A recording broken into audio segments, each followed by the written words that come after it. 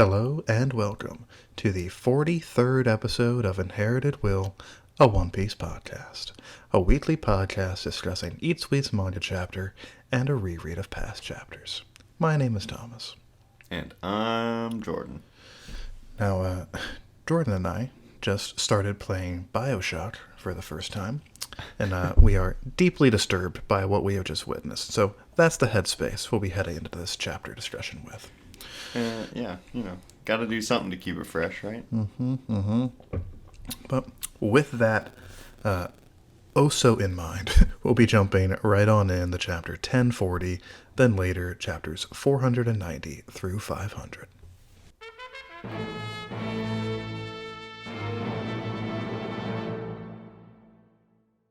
I mean, we've really got the perfect cleanser right there. When you look in the bottom left corner, there's a seal with a striped top hat. Yeah, if that doesn't cheer me up and brighten my day, I'm not sure anything will. Yeah, certainly none of the other things here could. Yeah, I mean, I do appreciate that in this instance, Niji and Yonji are literally sharing the same brain cell. And using that single brain shell to imagine how just recently they were just getting the shit kicked out of them by Big Mom. By, quote, base form Big Mom. Doesn't even need her sword hat. I don't see a single homie in this image aside from the hat. Just big punches. That's all she needs. It's having a good time doing it. Oh, for sure. Reveling in this one. Indeed. I guess the only new bit of information here is that it is Big Mom herself that put these two down. So I guess they should be proud of that, I suppose. Sure. I don't know why they would even still be around by the time Big Mom got back here. Because when the Straw Hats were fleeing, Big Mom was on the sea about to mess with the Fishman pirates. Yeah. So you would think they would have had plenty of time to use their super speed shoes to just fly away. But I guess even the rest of the troop should have had ample time to leave. Indeed. But hey, what do I know? I'm sure they had a good reason for sticking around. Sure. Maybe they wanted to buy some souvenirs before they left Chocolate Town. Oh, they should have done that first. No doubt. But that takes us into the chapter 1040, Wasted Words on Young Ears. Starting off right where we left off with our boys. We were speaking last week as though this fight was over. Turns out, not so much. Big Mom is currently being shot by Kid's great big railgun. Just kind of shaking it off, though. She is not currently impressed by what is happening to her. No, tanking it quite well. Got a smile on her face. Counters pretty well, in fact. Indeed. She's smiling, she's laughing. It seems like Kid is trying to force her down into that hole Law made, but... Yeah, finally their plan makes sense. Indeed. I do appreciate that this week, the main issue that you and I had with last week's chapter is being cleared up. Law making his sword really big may have also increased the damage done. Sure. But the main thing was to make a real deep hole to try to push Big Mom into. Yeah. Not sure what happened to all that dirt and whatnot, but, devil fruit. It got dug, Jordan. That's how holes be. You're right. How silly of me. But for the moment, Big Mom is not interested in falling down that big hole, as it turns out. Instead, choosing to throw some barbed words at our guys and give them a pretty dope choice between giving up 50 years of their lifespan or keeping it and just be subservient to her. That's pretty good. Yeah, she, pretends to give them a choice effectively. But, what can you do in this situation if you're a normal person? Just die, pretty much. Yep. Which indeed happens to lots of the people around them. including Law's crew, losing lifespan in spades. Yeah, they don't look great. I don't like to see it. No. By the end of this, Big Mom is like gone, right? She is at least pushed far enough away from the island, but I don't think these guys are getting that lifespan back. Yeah, I mean, I definitely don't think Big Mom is dead or anything, and I don't know her powers to be impermanent. So No. And even if there is like a range limit on it, it is big enough to encompass the entirety of Totland, which is sizable. So, yeah, she's good to go. indeed. So, sorry for all these guys involved. Yeah. Now, what with the black lightning of it all, it kind of seems like she might be combining it with Conqueror's hockey to make it even spookier, perhaps. She definitely looks spookier. That's for sure. And they say so. She's terrifying. Yeah, nailed it. Quite so. But, surprising pretty much no one. Law and Kid, not scared of her, not affected by the soul pocus. Oh yeah, like it would be really underwhelming if they were, honestly. Indeed. I don't even think this is the first time she's used soul pocus in this fight. So, really no reason to believe that this would work for her. Yeah. Silly Big Mom. It's a desperation move. I suppose so. Kid and Law both get some good lines here. Kid says, "Why should we be afraid of the weak words of some old hag who's outlived her welcome?" To which Law responds, "Raroom." I can only imagine how hideous your death scream will be. Yeah. Pretty He badass literally has a lines, way. but oh boy. So Law does a thing here. He calls it Re-Room, which, judging from what happens, appears to just be a portable version of his room. I assume this is a power of his awakening. But Yeah. it seems to be a room that he attaches to somebody, and it just kind of sticks to them. It follows them around as opposed to being a stationary thing like his normal room is. This is more what I imagined his awakening would be like. Indeed. Not elongating swords. You didn't see that one coming. No, I mean, I did the math, and no matter what I did not get that answer. Nuts. But he attaches that to her, and then decides to literally steal the one thing Corazone's Devil Fruit power could do. Cool, I guess. Yeah. Yeah. I mean, it is a neat little throwback, especially when you consider that when Law was a kid, he gave Corazon a hard time about how lame his power was. But coming in handy now, I guess. Yeah, I mean, it's... Yep. It's a little weird, right? I mean, the way Big Mom's ability works, right, is that she steals lifespan and or souls, sticks them in the stuff, grants them life. Mm-hmm. Now, these things, the homies, they've got free will. They can pretty much do as they want. Big Mom seems to have a certain amount of influence over them. Some homies have shown that they can ignore her orders, whatever. But it seems to be more like a subordination thing because of that than like mind control, The point is, though, she has to give them orders verbally if she wants them to do something specific. They can't, read her mind. They have to be told what to do.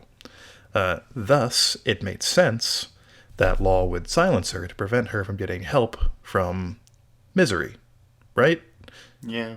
Except, like I said before, the homies have their own free will, pretty much. Yeah. And as subordinates of Big Mom, you would think that they would act in her interest, regardless of orders, if she was obviously in need of assistance. I mean, Hera does. Yeah, they have before. Like, Prometheus flew away to stop Big Mom falling into the sea. Yep. Once Zoro stopped cutting him during the roof confrontation. In this case, they couldn't, because Law on this page also cuts Misery in half. But if that's the case, why do the silence thing in the first place? Yeah. I mean, just for the throwback, maybe so she can't like scare people as easily, cut off some of that lifespan sucking. I suppose so. But the plan was also to push her down this big hole immediately. Yeah. So it's a little strange. There is one possibility I could think of that'll come up at the very end of the chapter, but we will get there when we get here. For the moment, though, this panel where a kid shoots another damned punk while Law is in the foreground slicing Misery in half was pretty sick. I'll give him that. I love it. Yeah. It's got nice balance to it. Law's looking cool. Kid's doing the same thing he's done a few times now, which is like kind of his thing. Yes. Big Mom not looking happy. Like just bending a little bit under the shot. It's pretty dope. Indeed. Got the very scary looking Misery faces cut into 2 bits to make 2 smiles. Yeah, do we think that's gonna matter? Like, is there any reason that being cut in half would affect Misery? I don't know. I mean, if it were a normal cut, it wouldn't cut, period. But it's like a floating bit of fire and lightning. So maybe, like, the 2 halves could still fly around? I don't know. Right? So, we'll see if this is the end. Like, this is... Well, yeah. We'll just have to see. It's a mystery. But this shot, much more successful than the previous one. She is indeed being shot down through the big ol' hole that Law made last chapter. Big Mom, again, tries to call out to Prometheus and Hera, but oh no, she is silent. Can't do it. Creates a brief problem for Yamato down in the very bottom of the Onigashima Island. But also solves a problem while she's there. I don't quite get why the Kanjuro ghost, like, explodes or whatever is happening here. But yeah, so she swipes at a frozen bomb. It explodes, like, right under the Kanjuro ghost. Then it just says, oh, Lord Orochi, and leaves. Like, just want to make sure that's exactly what's happening here. That's what it looks like to me. I mean, the nature of this thing isn't very clear. Like, it can phase through walls, but also Yamato bunked it last chapter. Yep. So its level of intangibility is not very clear. So I guess it can be affected by explosions. But would have been in my view, a cooler and a thing that makes a little bit more sense is if it was just affected by her soul pocus while she was going down. Because it is like basically a ghost, a soul, as far as we are aware. Just kind of spook it and suck it into her body or whatever happens to them. That would have been interesting. Indeed. Instead, Big Mom just kind of solves this problem with an accidental bomb explosion. Yeah. Did this ghost thing have initial orders to, like, blow up the bombs? Like, did it see that one blew up and was like, mission accomplished. Time to go tell Lord Orochi. Maybe. I mean, I don't know. Like, the whole nature of this thing has been confusing. So start to finish, Kanjuro really throwing us for a loop here. Point is, though, it's gone, or so it seems. It could just be small now. I guess we don't actually see it disappear in its entirety, but I hope it's gone. I grow weary of being confused about it. Yeah. Good news is Yamato is fine and managed to stop the explosion from hitting any more of the bombs. That feels good. It's the whole reason they're there. Indeed. Unfortunately, Big Mom still falling. And as she does, she's got some words for the man of the hour, Gold Roger. She's airing some grievances here. And it kind of, like, she's addressing Roger directly. So it kind of makes it seem like it might be a flashback. That's how I took it, but the, like, first cough, just with her face being the way that it is, really throws me off, you know? Yeah. She says, "Ah, damn it, of all the luck." Then she coughs. Yeah. And then it cuts into the Roger thing. So that just might be two unrelated thought bubbles. Or maybe the cough is like the start of the Roger internal flashback, and that's just Roger coughing because he was sick. Oh, yeah, could be. But Regardless. more likely. I mean, why would she cough in her head? That doesn't make a lot of sense. No, it doesn't. If that's happening in real time, she's just thinking the word cough. Okay, yeah. It's a flashback, got it. More or less confirmed. But she's real cheesed at Roger about this whole great era of piracy thing. Because basically, in her view, she and Kaido and Whitebeard basically are the ones that gotta mop up the mess that he is creating. She's real cheesed off that she just didn't get the One Piece knowledge before he died, which, you know, is a bummer for her, I guess. But before we move on to the following page and the rest of this speech, there's some stuff going on unrelated to Big Mom on this page that is probably worth addressing. I mean, in a way it is related to Big Mom, but I know what you mean. Well, sure. Everyone is tumbling around and it's all Big Mom's fault. Kinda. I guess it's more Law and Kid's fault, but all the same. True. The first and perhaps most notable thing is Zoro's dead. So I was going to sucks for skip him. over that one, but yeah. So, following his confrontation with Death, the Grim Reaper, the other week, seems like Zoro has lost. And not only is on the ground bleeding pretty badly, following this whole Big Mom basement explosion thing, he's also falling off the island. And the only person that knows that he's even, like, close to there is Frankie, right?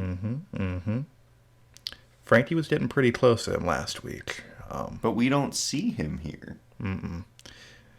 But I see no reason that at the beginning of next chapter or whatever, Frankie can't be like, "Oh no, Zoro's falling. Let me extendo arm grab him right quick." And For sure. problem for sure. solved. I would have liked to have seen that here. Like, I don't know why we're being shown Chopper and Hyogoro and Squirrel Mink Lady. The important characters. You understand. Yes, of course. They're not even doing anything. Like, They're just falling. yeah, Brooke and Robin are at least running, right? Like, Indeed. they are tumbling. But the fact that we can see Brooke here does pretty definitively conclude that it was not a Brooke thing. That's last too bad. week That was with my the Grim favorite Reaper. theory. Indeed. So I'm currently sticking with the drug-fueled hallucination idea. I guess so. We'll never find out because he's dead. Yeah. This Zoro thing is kaput. It is conclude. Man, can you imagine how the crew would change if Zoro just fucking beefed it here? They would save a fortune on alcohol. That's for Yes. sure. Yeah, and the Sunny would weigh about 10 tons less. Indeed. Don't need all those weights if there's no Zoro around. Yeah. They'd lose many more fights, though. Indeed. Sanji, as the new second strongest, I guess, would have to pick up considerable slack. But they've got like a new Sanji in the form of Jinbei, so it all balances out. Oh, yeah, that's a fair trade. Indeed. Hiyori and Orochi stumbling around. Hiyori actually seems more or less fine, but Orochi's freaking out about it. Hiyori is strangely fine. Yeah, she's still playing. And Orochi's upside down, basically. Like, Indeed. how are you doing that? She put glue on her butt before she sat down. It's fine. Yeah, premonition. She knew. Quite so. And perhaps the most notable event of all, what appears to be the snuck-in conclusion of Raizo and my favorite earlobe lad. Seems that Raizo just toughed it out, and Fukurokuju just couldn't stand the heat. Yeah. I'm glad that eats Oda it. heard your criticisms and knocked it down to like 3 panels in this Indeed. one. This is still like a quarter of a page, but I mean, it's pretty an efficient improvement. though. It's also just in the aftermath of the Big Mom stuff. Like, indeed. not bad. Yeah, I don't have any real complaints about that. I'm glad that fight is over. I Glad think we only saw spent- Orochi once. Yeah, that's pretty good. Works out great for everybody involved. Yep. Then, finally, we get to the final double spread of this confrontation. Big Mom entering the even bigger hole on the mainland that Law created. Says something pretty important, probably. Some of it is in this country too, isn't it? Yeah. According to Sandman, one of the translators who looks into these sorts of things on Twitter, in the Japanese text, this translation is correct. So I guess the One Piece is in fact not in One Piece, but in 2 or more. Maybe she just means like there's a clue about it here, but that's not the way it comes across. No. But also, just as a side note, she does have thoughts about Kid and Law, so this isn't a flashback, I guess. Perhaps not anymore. Yeah, we're phasing in and out, but we have those same, like, speech bubbles. True. I don't know. It's all very unclear. Probably doesn't matter all that much. I don't think I much care whether or not Big Mom directly met with Roger shortly before he Yeah. died, just for her to tell her no and go Good away, basically. Fair. But would have been neat if it had turned out that way. One last thing on this, the One Piece maybe being literally here thing. Yeah. If something related to the One Piece is indeed here, outside of the road poneglyph that we already know is somewhere on Wano, it would also explain in part why Kaido said a while back that the reason that there's a deeper meaning behind his decision to like conquer Wano. Oh, yeah. He did say that, and it does make slightly more sense if we know that it is One Piece related. So, cool. I guess we'll see more on that eventually. Yeah.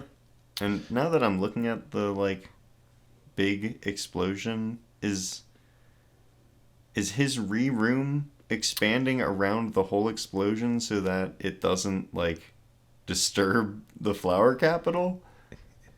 It does appear that way.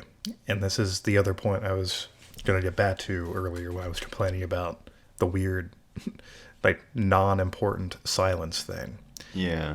It does look like he does have the room over the entire explosion. And you can see here that the flower capital people don't notice the giant nuke explosion happening behind them that is bigger than their city. I don't know why Law would care about that. I don't know why Law would go out of his way to, like, try to prevent the people of the capital from noticing this battle. But, that's all I got. That's the only other reason I can think of for him to have silenced Big Mom in this case. He's been influenced by being too close to Luffy for too long. It's rubbed off on him. He just does good now. I mean, is this good? I mean, I assume that not all the bombs have been removed from the basement. It seems like at least one of them fell with Big Mom when she passed through that room. But we have no way of knowing as of now whether or not there are more explosives still in there. And it would not be a bad thing, in my view, for the people to see that explosion, see Onigashima coming towards them, and run away. I mean, yes, like, realistically, that would be ideal. But I They're don't... partying right now, so... Yeah, well, I don't see a situation where things end poorly for them, right? Like, they're going to be fine. Onigashima is going to come down, like, you know, maybe not gently, but not on the capital. Right. So, like, the party kind of needs to continue. It may end up being the, like, arc completion party, you know? So, I don't know why Law would care about it, but, Yeah, that's you know. the thing. That's the sticking point here. Yeah. But I guess the point is, indeed, Law made it silent for some reason. Let's see. A huge re-room power from Law. Just Indeed. like, whoa, off the charts. Quite big. I think this is way bigger than any he has shown so far. Like that one he made on Punk Hazard. Pretty big. But this looks even bigger than that. Possibly, yeah. So, Also, way to go, him. If this was indeed just like a few of those bombs from that like arsenal room, Oh my god. that's a massive explosion. Yamato was very correct to be concerned about the damage that that room could do if they all get set off. Yep. Before she actually blows up, though, she does say, "Don't you dare assume that this will kill me." So I don't think Big Mama's dead. I don't even know for sure if Big Mama's even unconscious after this, but certainly at the bottom of a big hole. Do you think that Big Mom is going to come back into the story at all after this? Or is she just going to be picked up by the Marines when they eventually arrive after the battle and taken to Impel Down and just be gone after that? I could see her bonking her head and turning into Olin. I mean, it's quite a fall. Yep. Like, makes it... Plenty of time to a reach harder terminal hit velocity. makes it last longer or something like that. And Yeah, then maybe. she gets, a cover arc dedicated to her. Or she just hangs out in New Wano as, like, a red bean paste stand seller or something. I don't know. There we go. But I imagine that she is out of this specific confrontation. Indeed. I don't think she's going to come back into play in Wano, because we get the Oda bots here. Indeed, Captain Kidd and Trafalgar Law, they win. Good for them. But we assume, we don't know for sure, Oda could just kind of not do it. But we assume there's going to be something to do in Elbaf after this arc, just because it's been hinted at for so long. And we know that Big Mom has ties there, so people have theorized for a long time that she was going to be wrapped up in the Giants' business in some capacity. Oh my god, but to give her 3 arcs, like, Yeah, that's in a row? that's kind of my view, too. Big Mom is kind of overstaying her welcome at this point. Yeah. A Yonko or not, like, give me more of someone else. Well, not anyone else, but, like, where's Shanks? What's he doing? Yeah. You know? I mean, I like Big Mom. She is definitely the best characterized out of the 4 Yonko so far. Oh, she's great. But, like, let's move on. Like, we've got, In terms as plot Oda has relevance, said, yeah, like overarching story relevance, like getting to the One Piece and like the confrontation with the world government and all that, she doesn't have much meaning there. So I think either like I said before, the government will scoop her up after this, or maybe eventually Big Mom's crew will actually make it to the top of that waterfall and come pick her up. Could They're going to be. need a very long ladder, but Oh my goodness, yes. we'll see what happens. But this appears to be the actual conclusion to the Big Mom versus Law and Kid fight. I was pretty satisfied with how we thought it ended last week. This was just icing on the cake for me. I really liked how it went to great lengths to make both parties seem even more impressive this time round. Big Mom didn't just get beaten down, right? They kept her like pretty much nigh unstoppable taintiness intact. She took damage, yes, but that wasn't how they beat her, right? They like TKO'd her apparently, effectively. They just eliminated her from the equation. Right, which is great. Law got to do like some strategy stuff. He got to do some scheming with his big hole that he set up. Kid got to look pretty impressive by being the one to actually force her down with like 3 shots, but Yeah. he tried his best. Yeah, everyone came out of this looking cooler than they did prior, and respect all around to all parties involved. I was very pleased with it. We got some cool action shots. We got cool moves. We got some mysteries that still need to be tied up, but we're going places finally. Indeed. And with this done, Raizo fight done. Zoro's dead. Yep. Kanjuro appears to be gone. All that's really left is Kaido and Luffy and the Orochi. CP0 thing and Orochi, yeah. And somebody has to scoop Zoro out of the sky, I guess. Yeah, maybe Momo will just catch him. Yeah. I don't know. I feel like they're on opposite sides. Yes. Momonosuke is on, like, the back end, and I think Zoro was on like the left side of the skull, wasn't he? yeah, he was on either the left or the right side. So he's a considerable distance. Yeah. Momonosuke won't be able to just, like, see him and grab him without letting go of the cloud that he's Right. currently He's a little busy. Indeed. But we'll see what happens to Zoro, Momonosuke and Co., etc. later. And by later, I mean almost immediately, because that was not actually the last page of the chapter. Yeah, I don't know what you're doing right now. There's some big details Yeah, that we need to talk about. We've got some stuff still on the docket. On the following page, it seems like Law and Kid are taking a well-deserved rest. Kid is going, Law is going rah, presumably in reference to his room. Good on I you. assumed that was their crews being No. excited and yelling. That is their respective battle cries. They're just constantly letting it out. Okay, that's good. They're That's just healthy. really jazzed that Big Mom is gone. I would be too. Yep. There's yep. no shame in this. Boy. How Law manages to get a raw out and an ellipses, I'll never know. Indeed. He's a talented guy. Yeah. But, like you said, their respective crews are real jazzed about this situation. Huge news. They're even using big words like monumental, so good on them. Yeah, I don't know if this is gonna, like...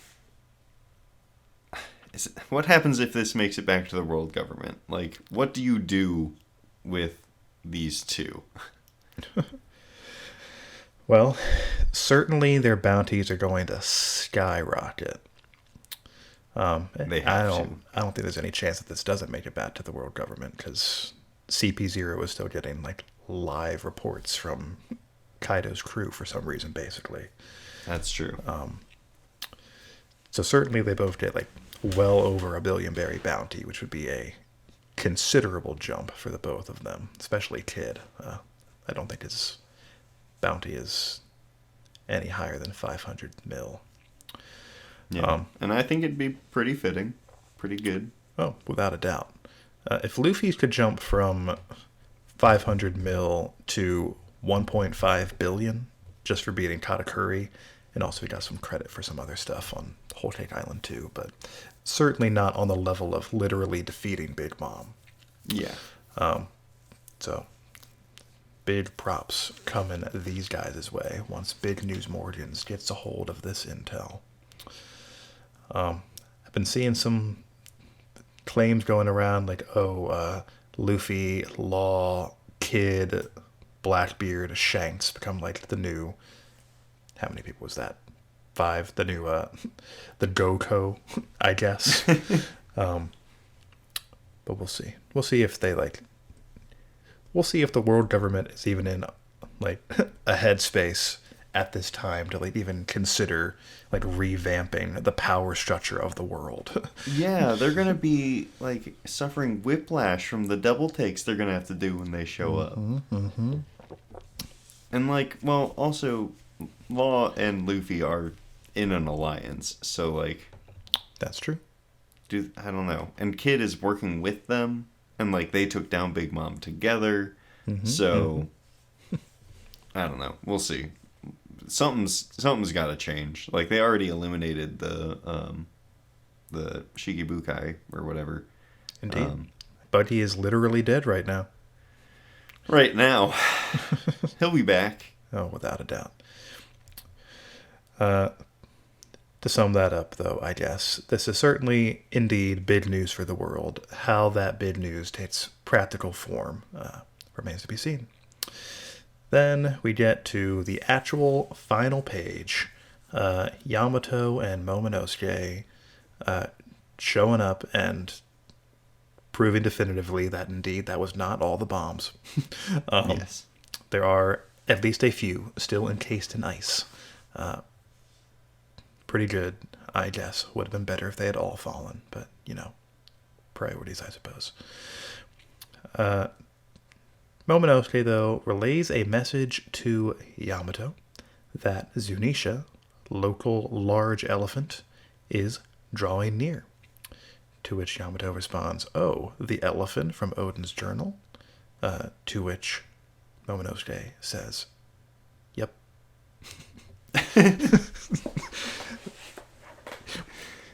And that's it. End of chapter. No other implications here. None at all.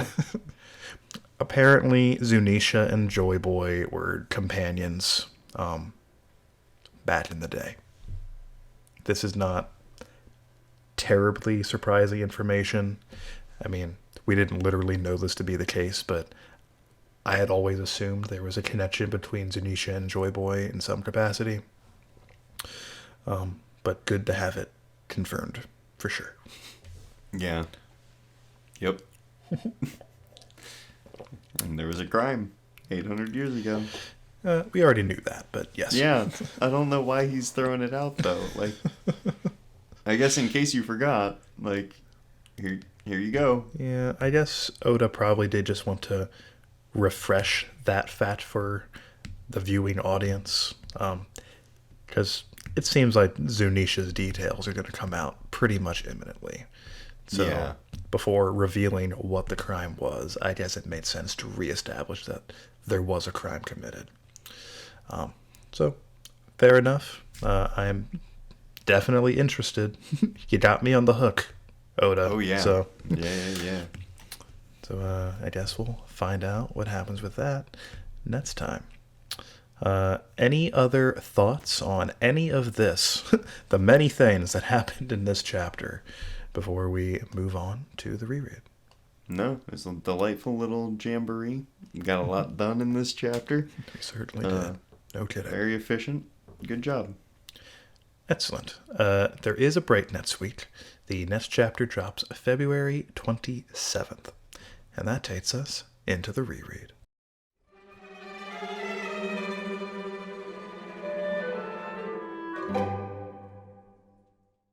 $490 to $500, which takes us from one introduction to another. Simple as that. Some big uns in there. Oh God, yeah. There's so many. Well, I mean, this whole chunk focuses largely on like the world building and character introductions, right? we've got Mary Joa, Fishman Island, Sabadi Archipelago, Starfish, Flying Fish Raiders, Celestial Dragons, Supernovas, and Rayleigh, and that's just like some of the bigger pieces. Indeed. And in just 10 chapters. When I was like Yeah. digging forward a little bit to see like what an appropriate stopping point would be, when I found that in 10 chapters we were getting the Rayleigh introduction, I was shocked. Yeah. Well, especially when, and like, because of this might be a short section this week, there's like 4 or 5 chapters that are mainly Duval. Like, That's true. he's around for way too long the first time we run into him. And he's kind of built up over these chapters, and like, he starts some chaos. He shows what to expect in the upcoming area, right? Like, their whole thing is that they kidnap people, and like, it also proves that the Straw Hats are like up to snuff for what's coming their way.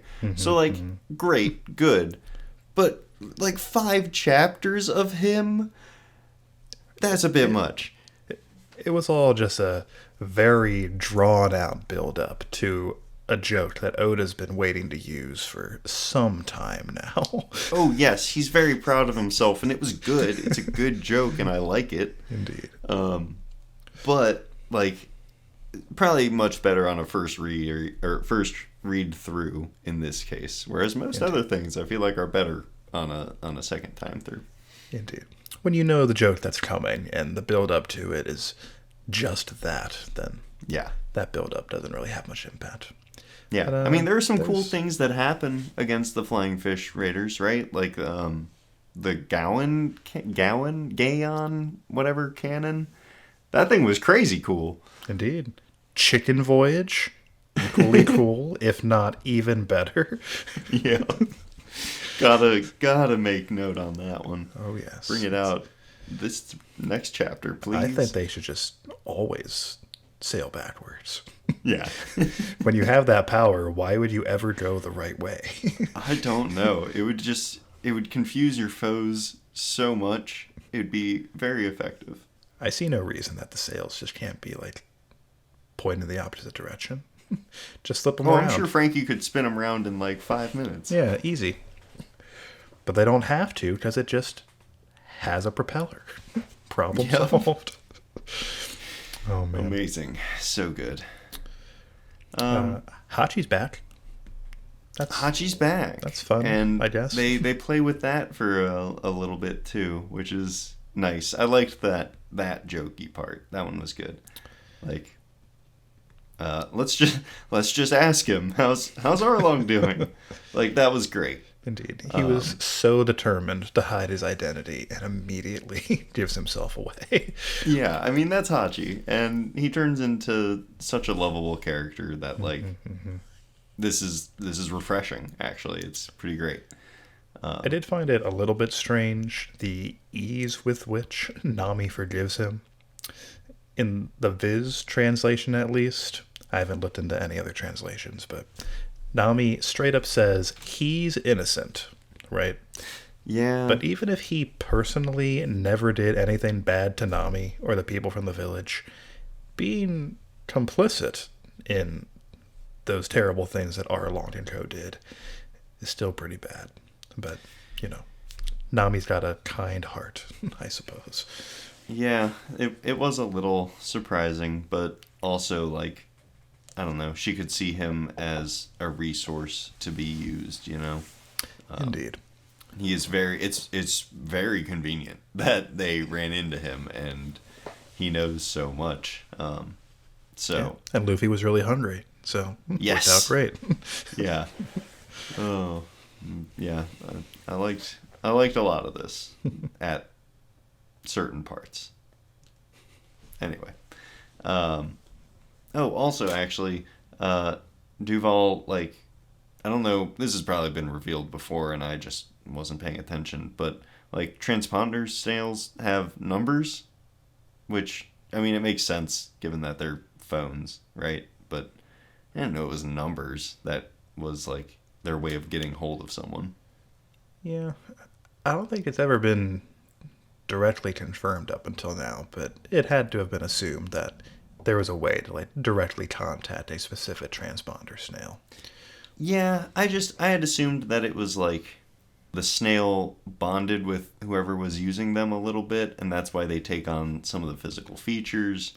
And then they're like, I don't know, similar to homing pigeons, where they're a little limited in, like, okay, you gotta introduce the snails to each other to get them to be able to talk or something. But I see. it's just numbers. It's just that simple. Yeah, I mean, that's cool. Oda does enough other world building that, like, not gonna harp on that. Right.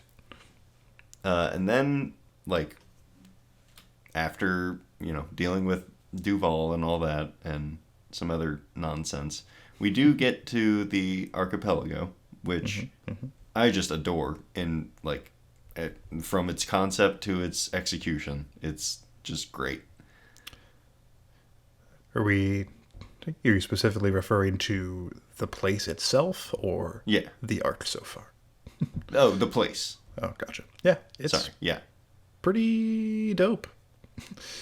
Like, yeah, the design is good. It's practical and nice to look at. Like, the explanation with the roots and the resin producing bubbles. I was like, yeah, sure. That's cool. That's I can neat. believe I that. love it. Sure. Yeah. And like everything from like commerce to like tourist attractions and even like just getting around on this island appropriately has everything to do with these bubbles. Right? They're just a naturally occurring resource. Like, why not? And they're even used to try to scam people. Aren't humans great? I mean, yeah. Not the best look there. I mean, there's also like slavery going on in this place. So I guess the bubble scams is like small potatoes by comparison. Yeah. But, don't do that either. And, maybe they're mostly scamming pirates. That's something. That's true. Fair enough. Yeah. But, like, you see this place, and you just know all sorts of shenanigans are going to happen here, you know? Especially since, like, half of it is literally lawless. That's pretty great. Yeah, just like the Navy says, yeah, we're good without those parts, I guess. Yeah, we just don't need to go there. We don't have fine. the resources. I mean, the Navy itself is also, like, participating in the slave trade, basically. So, like, it behooves them to let it happen. So Yeah, turn a blind eye for sure. Indeed. Especially when, like, the Celestial Dragons, like, shop there. And, you can't shut down, like, a frequented shop of the Celestial Dragons. That's a surefire way to get an admiral at your door. There's a lot of ways to get an admiral at your door. Indeed. And Zoro very nearly experiences one of them when he foolishly walks in front of one. Oh, man, that confrontation bumped Zoro up, like, 1 or 2 spots on my crew list. Oh, really? You liked it that much? Yeah, it's great. Just his lack of hesitation. He's just like, all right, like, you are fucking with me. It's time for you to die. Indeed. Like, I'm done with messing around. I don't want to give someone the chance to take my fucking shadow. Like, get out of here. And I'm like, yeah, man, I get it. Zoro just wanted to give the man directions, and he took a shot at him. It's like, all right, trust betrayed, time to kill. Yeah, Fair you enough. also interrupted my drink, so Yeah, that's true. But yeah, and also, I think someone comments on it. They were like, he had real bloodthirst in his eye or something. He was straight up going to kill that guy. Yeah, for sure. One of those panels, it just looks so menacing and, like, I don't know, pretty cool. So, yeah, I like this moment for Zoro a lot. Pretty good. But yeah, Celestial Dragons, they can get out of here. Indeed. Literally the worst, and I They're wish just- they would all yeah. die. They're just privileged. Like, they think they're special because of their Birthright. some people 800 years ago worked together to create the awful world government. They're so proud of themselves for it. Ugh, it sucks so much. But on the converse, Shaki's pretty cool. Yeah. Like her a lot. It's been pretty heavily theorized for some time that she was in fact a rocks pirate. Oh, Isn't that sure. something? Yeah. Makes sense for like them to hang out with Rayleigh then, right? Plus, she says 40 years ago, Garp was chasing her around, so that's a considerable level of notoriety. And I'm also pretty sure that in a more recent SBS, Oda was like straight up asked, "Hey, does Shaki have a connection to the Rocks Pirate?" And as Oda does when the answer is yes, he simply dodged the question. So Good. that's all the Staying in confirmation character. I need, basically. Yeah. I like that a lot. That makes sense.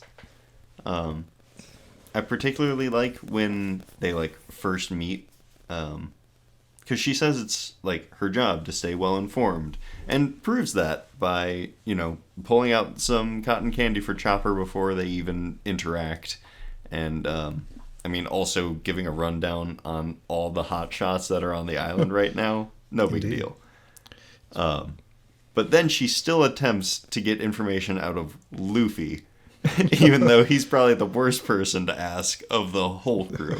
Indeed. Maybe Brook would be worse because he literally just showed up. But Yeah, he literally wasn't there for that thing that she was asking about. So, yeah. fair enough. Other than that,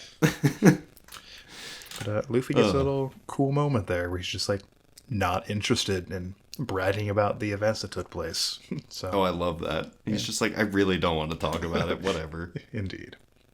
Good for you, Luffy. Way to stay humble.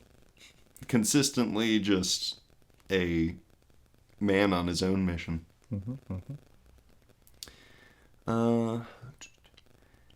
Then, like, we get to the next sort of, I don't know, rising action. Kami's been kidnapped, and she's going up for auction where the Celestial Dragons are, like, currently walking into. And then we see our boy Rayleigh do something pretty impressive with his hockey.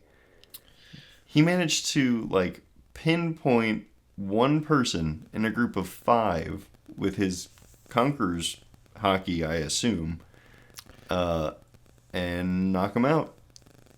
Yeah, but Luffy used his Conqueror's hockey to knock out a cow a little bit ago. So, that's pretty good, too.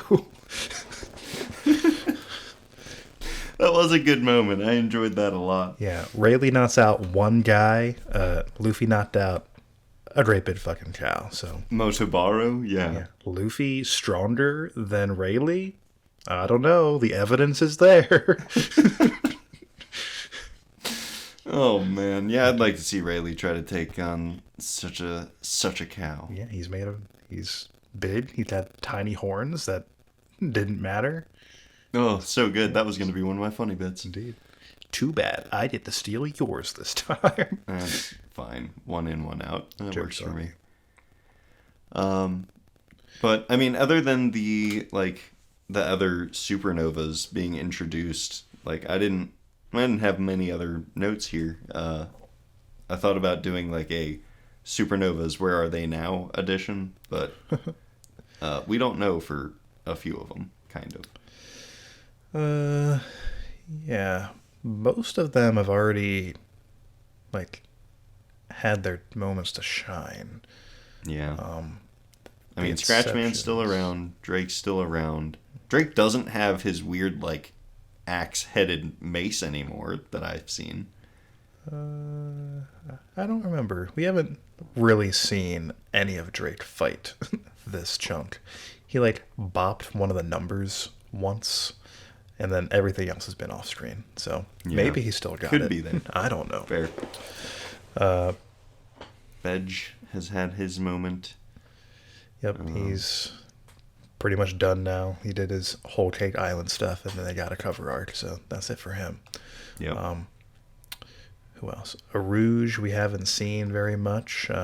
We were told that he went to Whole Cake Island, beat up former Sweet Commander Snack, and then got bopped by Cracker. And then we saw him shortly after that, like, praying for Kaido before he leapt from a sky island. And that's all we've seen from that guy. Yep. Bonnie seems to be pretty plot relevant. She's wrapped in with the Reverie and the Kuma stuff. Bizarre turn, but I'll take it. Perhaps the most relevant supernova of them all, Jewelry Bonnie. Yeah, who knew? Law and Kid hanging in there, obvious. doing their thing. Killer, of course, he's hanging out with the other one. And technically, we don't know what Zoro's up to. I suppose that's true. And Hawkins is like dead or something. Honestly, the least impressive out of the lot of them. So yeah, always has been, really. This chunk with him does hit a little bit different now that we know that his forehead triangles are not tattoos, but his eyebrows. It was the first thing that I thought when I saw him. Indeed. Slightly harder to take him seriously, knowing that fact, and also knowing how he goes down like a punk, like 500 chapters from now. More than 500 it was already hard enough to root for that guy. So Indeed. Nuts. And I think that's all of them. Haven't seen Luffy in a while. Don't know what he's doing. We know what to expect, kind of, sort of. Indeed. I do think it's neat that Oda introduces some rivals, like direct rivals for the One Piece for Luffy. Because so far, pretty much all his conflicts in the last 500 chapters have been either the Navy or long-established pirates like Crocodile and Moria, who have been doing their thing for quite some time. So it's nice to have some rivals on like slightly the same playing field, you know? Oh, yeah. Well, and he really builds up Kid, especially, too, because Kid's got a higher bounty. He got that bounty because he kills innocents. Indeed. Pretty dope. That dude. Yeah. I understand why people stand this man. Yeah. Yeah. Not a good person. And he's got red hair, so. Yep. Can't have that. I'm glad we get to see Beppo. That's always great. Love that. He made some fun faces this chunk. Yeah. Always worth it. It's still weird to think that, like, Law was introduced very late in the game and not expected to do much, and then here we are now with him. Yep. He's got to be in the top 10 of the popularity polls, right? Oh, I think he's like number 4. Okay, yeah. It's pretty much always like Luffy, Zoro, Sanji, and then Law. That's as far as crazy to me. Like, I wonder how Oda feels about that specifically, when he must spend more time designing other characters that he thinks will be that way. I don't know. It'd be interesting to hear. I don't remember if this is just like a rumor or like an SBS thing or what, but the common belief is that Oda designed every single supernova except for Zoro and Luffy, obviously, but all the new supernovas, like 2 chapters before they were actually shown off in the manga. And that was like editorial input, supposedly. So I'm very surprised if he went into this like expecting any of the supernovas to have as much lasting impact as Law did. Wow, interesting. That's a nice little tidbit. Indeed. That's some hot One Piece trivia. Love it. And you're welcome. Unless you have some other stuff to chit-chat about. I don't think I did, so I guess we can pop into the funny bits. Would you like to start, or should I? Well, you already started with my Mutabaro's horns, because that was the first one I had. So I guess that makes it your turn. Fine. Upon getting to Sabaody, like, Robin finds out that the bubbles are sticky and wipes off the residue on Usopp. Thought that was pretty good. Indeed. A classic Robin moment, and possibly one of my favorite Robin moments in the franchise. Claps all around. You're not picky. Yeah. Literally, the first thing that happens in this chunk is the Straw Hats are leaving, right? And Brook, as his parting words to Lola and co., and some of his first words as a Straw Hat is, "Try not to fucking die," lol. And then they just cruise away. Yep. Like, his actual words aren't quite as harsh as that, clearly, but that's basically No. what he said. Like, I sure hope you guys don't get annihilated. Yeah. Yeah, I mean, he's a morose dude. Good old Brooke. And then 2 seconds later, the man, like, sips tea or something. That's his style. Indeed. That's classic Brooke right there. Speaking of Brooke, I very much liked his bad luck with the rides at the amusement park. Yeah, He went on the guy. first one, which was a roller coaster. Gets to the top and he says, like, "Oh, it's slower than I thought. It's not so bad." And then it drops. So he freaks out. He decides to stay off for the next one. He's like, "Oh, that was way scarier than I expected. I can't do that again." Indeed. And the next one's a merry-go-round where he sits there and he waves at them as they go by very nicely. He's like, "Okay, I can do this again." Right? That was nice. I can do Got the some next one. confidence back. Yeah. Gets on this one. It's one of those ones that just raises up to the top and then suddenly drops you. And again, he's just burned on it. Oh, and then the Real teacups betrayal. started out nice. And then, of course, they went ham on it and ruined it. Which teacup was he in? Was he in with Luffy? I don't remember. Yeah, Luffy and Chopper. Well, he shouldn't have done that. No, no, that was a bad move. Chopper had his cotton candy at that point. I'm sure any puke would have been very nasty. Indeed. Oh, boy. That one's on you, Brooke. Yeah, and it was delightful for me, so, like, worth it. Indeed. Let's see. We already covered, the Duval thing. Yeah, oh boy.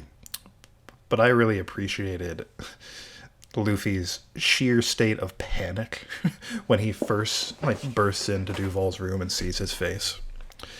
Yeah, I questioned that at first, because I was like, what? Why? But also he immediately just starts shooting him with, like, harpoons, and I was like, okay, yeah, this does all check out. Indeed. Pretty much jives with everything we know about both these people. Yeah. But Duval. I mean, his winks were kind of funny. The man tries his best. My last funny bit was the the ultra relaxed Chopper and Brooke. I mean, Brooke had a good point. They were given explicit instructions, and freaking out about it wasn't going to change matters, but maybe they just took things a step too far. Yeah, it's not a good look. No. I mean, it looked very comfortable, don't get me wrong, but Yeah. other than that. Chopper had like a whole side table just for cotton candy. They were living the life. And then my last funny bit is the exact second Zoro jumps off the ship by himself. Sanji and Usopp fucking panic, thinking he'll get lost immediately.